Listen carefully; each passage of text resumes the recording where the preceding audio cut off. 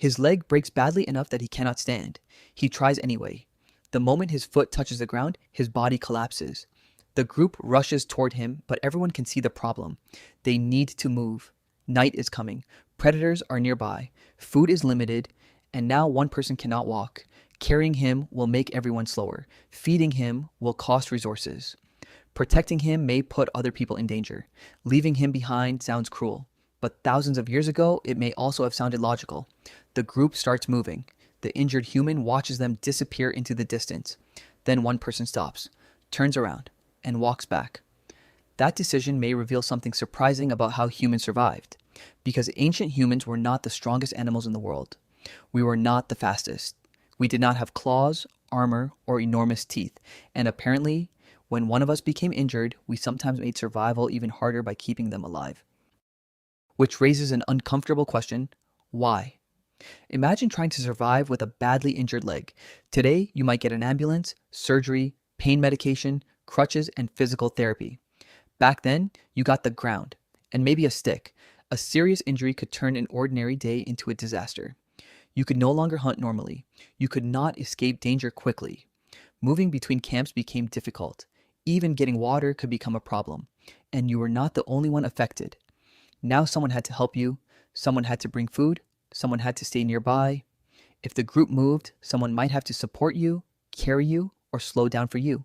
One injured human could become everyone's problem. So it is easy to imagine prehistoric life as a brutal system where anyone who could not keep up was immediately abandoned. Survival of the fittest. Strong people move on. Weak people disappear. Simple, except the evidence is not that simple.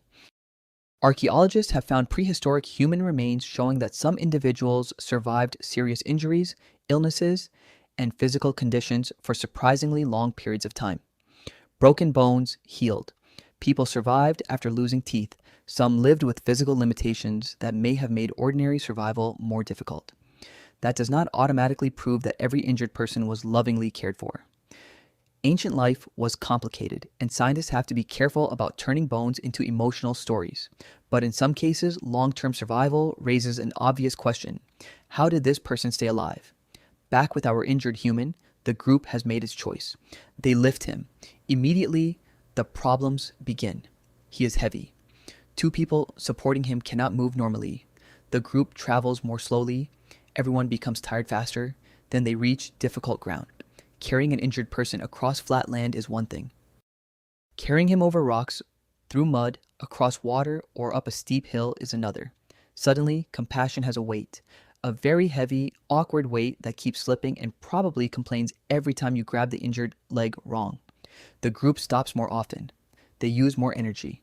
Darkness gets closer, and somewhere nearby, something hungry notices that the humans are moving slowly. This is where helping one person becomes dangerous for everyone. But the group keeps going. Why? The easiest answer is that humans cared about one another, and they almost certainly did. Humans form powerful emotional bonds. We protect family members, friends, children, and other people who matter to us. Grief, attachment, loyalty, and empathy are not modern inventions, but there may be another part of the answer. The injured human may not be as useless as he looks. He cannot walk normally. Fine. But can he make tools? Can he repair something? Can he prepare food? Can he watch children? Can he remember where water was found during the last dry season? Can he recognize dangerous plants? Does he know the best route through unfamiliar land? Maybe the person who cannot run is still carrying something incredibly valuable. Information. Humans do not survive using muscle alone. We survive using knowledge, and knowledge can take years to acquire. Imagine abandoning the only person who remembers where the group found water 3 summers ago. Congratulations, you saved some food. Now everyone is thirsty. Or imagine leaving behind the person who knows how to make the best cutting tools, recognize a dangerous animal track, or prepare a food that makes everyone sick when handled incorrectly. A damaged body does not automatically mean a useless human, and this changes the entire survival calculation. Feeding an injured person costs resources. Losing everything that person knows may cost even more. But there is another problem. What if the injured human cannot contribute anything right now? He cannot hunt. He cannot travel normally. He needs food, protection, and time. Why keep helping then? Imagine another healthy member of the group watching what happens. A few weeks earlier, he nearly fell from a cliff. Tomorrow, he could be bitten, attacked, or crushed beneath something heavy.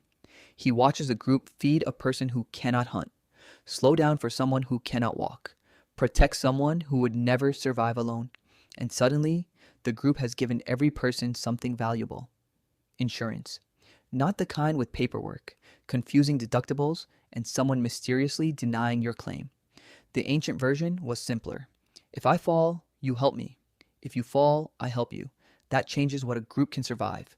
One person fails to find food, others share. Someone gets injured, the group buys them time to recover. A dangerous hunt goes wrong. One mistake does not automatically mean one death. Cooperation allows humans to survive problems that would destroy individuals living alone. And this may be the real contradiction. Helping an injured person looks inefficient when you only count today's food and today's miles. But humans did not survive one day at a time. Groups survived across years, accidents, illnesses, failed hunts, dangerous births, and terrible luck. Helping the injured was not necessarily something humans did despite survival. It may have been one of the reasons humans became so difficult to eliminate. Back at camp, the injured human is still a problem. He needs food, he cannot move quickly, he wakes people at night, someone has to help him reach water. The injury does not magically disappear because the group made one compassionate decision. Caring for another human is repetitive, expensive, annoying, sometimes disgusting, very human. Days pass, then weeks. Slowly, the injured person begins doing things again. At first, maybe he sits near the fire repairing tools. Later, he helps prepare food. He warns someone about a plant they should not touch. He shows a younger person how to shape stone. The group that carried him is now benefiting from the person they could have abandoned, but even that is not the entire story. Because humans do something unusual. We do not only help people based on what they can give us immediately. Sometimes we help because they are ours. Our child, our parent, our friend, our partner, a member of our group. That emotional attachment can make humans do things that look completely irrational on a survival spreadsheet. We share food, we lose sleep, we put ourselves in danger, we carry someone who cannot walk. And somehow, groups built from these complicated relationships became extraordinarily successful. Of course, prehistoric humans were not endlessly compassionate. There was violence, conflict, abandonment, competition. We should not turn the ancient world into a peaceful cartoon where everyone held hands around the fire. We cannot look at one healed bone and know exactly what happened. Some people may have recovered without extensive help. Different groups probably treated vulnerable members differently. The evidence has limits, but those limits do not erase the larger pattern. Humans are capable of keeping other humans alive through circumstances that would be extremely difficult to survive alone. And that ability is ancient. Now return to the moment when the group begins walking away. The injured human sits on the ground. He cannot follow.